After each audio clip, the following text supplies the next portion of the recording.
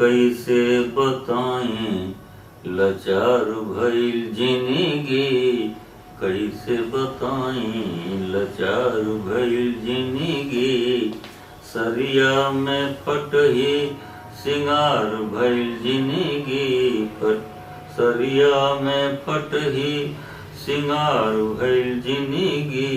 कैसे बताएं लाचार भइल जिंदगी, कैसे बताएं लाचार भइल जिंदगी। गैया के गोबरा से अंगना लिपाइल, गैया के गोबरा से अंगना लिपाइल।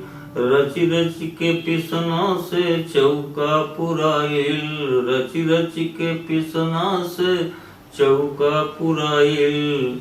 गौरी के टिकली निहाल भइल जिंदगी, गौरी के टिकली निहाल भइल जिंदगी। कैसे बताएं लाचार भइल जिंदगी।